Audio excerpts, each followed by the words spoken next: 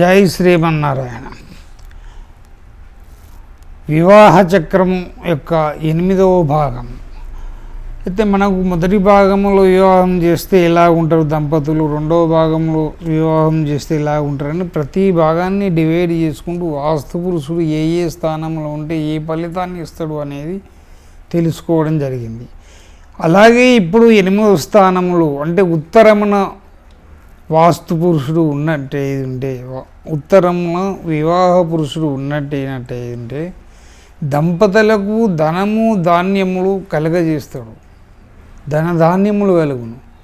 అంటే ఆ టైంలో 22, 23, 24 నక్షత్రాలు, 22, 23, 24 నక్షత్రాలు, ఈ 3 నక్షత్రాల వివాహం చేస్తే దంపతులు ధనధాన్యంతో అన్న వస్త్రాలకు లోటు లేకుండా సుఖ సౌఖ్యములతోటి వాళ్ళు జీవిస్తారు. అంతేనా?